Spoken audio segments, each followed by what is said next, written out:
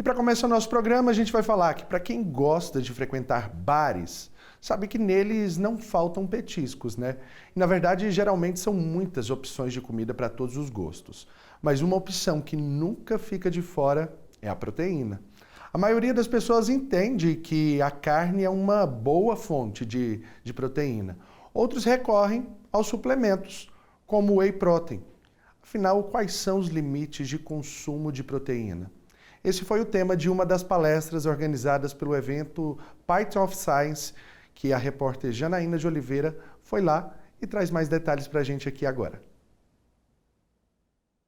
Estou ao lado das melhores especialistas da UFG para a gente junto mergulhar nesse assunto de proteínas e também sobre gado curraleiro, que faz parte, do título dessa apresentação aqui no Python of Science. Essas duas pesquisadoras, professoras, se uniram para compartilhar conhecimento com as pessoas nesse lugar super descontraído. Ao meu lado direito está a professora Maria Clorinda Fioravante, que é da Escola de Veterinária e Zootecnia da UFG, e ao meu lado esquerdo está a professora Cristiane Cominetti, da Faculdade de Nutrição da UFG. Eu já vou começar perguntando sobre o gado curraleiro.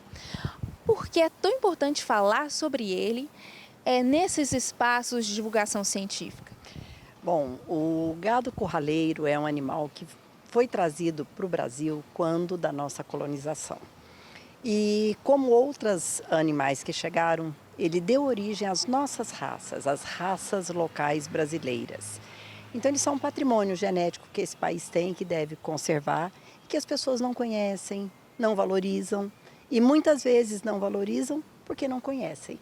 Então nosso papel é, além de fazer as pesquisas, de mostrar a importância, é divulgar.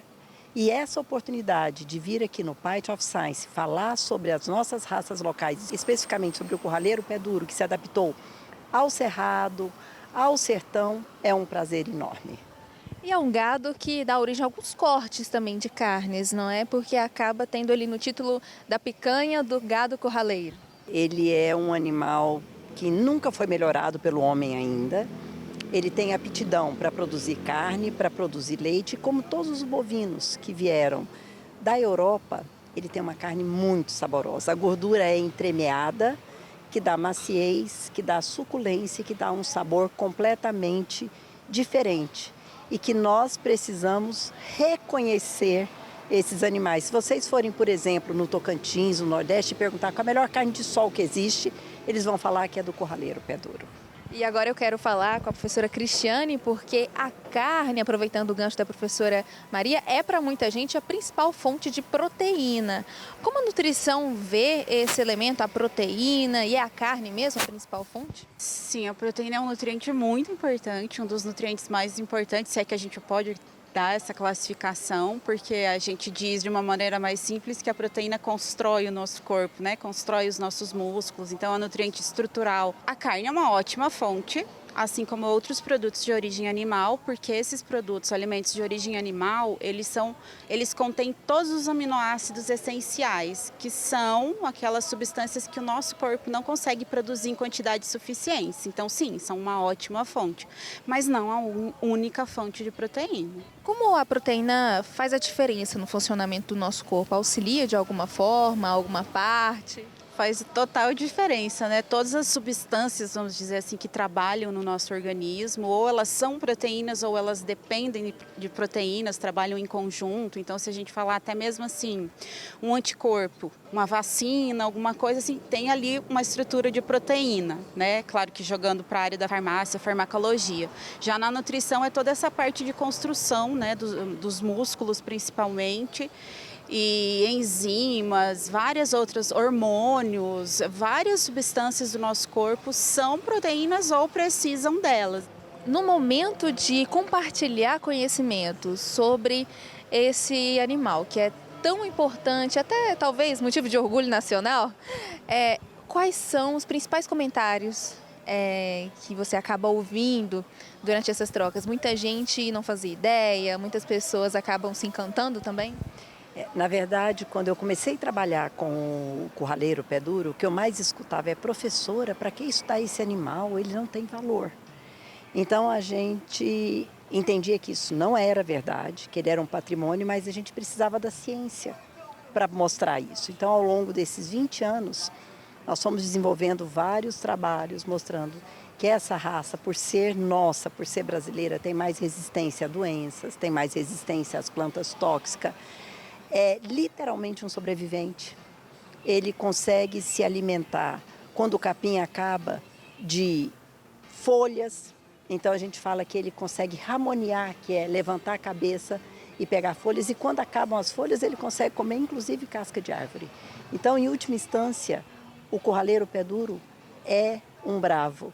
É claro que esses animais que sobrevivem nessas condições mais difíceis, nesses momentos que nós estamos vivendo de mudanças climáticas, eles passam a ter um papel muito mais importante. E quanto a essa possibilidade de estar mostrando para a população, para as pessoas a importância, além de dar orgulho de uma coisa que é nossa, é a importância da gente não perder nenhuma oportunidade de falar que a ciência é tudo. A ciência é que modifica a nossa vida. Se nós estamos aqui hoje vivendo em média 77 anos, que é a média do brasileiro, tem muita ciência por trás. E a ciência também foi a nossa ferramenta para mostrar para o Brasil e para o mundo o quanto essa raça é importante e o quanto essa carne é saborosa e deve fazer parte hoje, né, e está nos cardápios de restaurantes muito importantes que estão resgatando, né, essas nossas tradições. O que a gente pode entender por whey protein?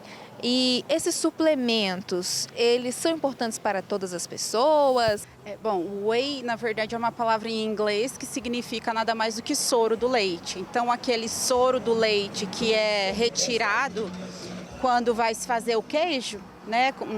As pessoas, os cientistas, enfim, os pesquisadores, com o tempo descobriram que aquilo tinha um valor nutricional muito importante, porque ali ficam as proteínas do soro do leite. Então, assim, ficou famoso esse nome, whey protein, mas não é nada mais do que o soro do leite, as proteínas que estão no soro do leite, né? E assim, suplementação, em nutrição, a gente sempre fala que depende se a pessoa tem alguma deficiência, alguma necessidade que a alimentação dela não está conseguindo cumprir, digamos assim, né? Satisfazer.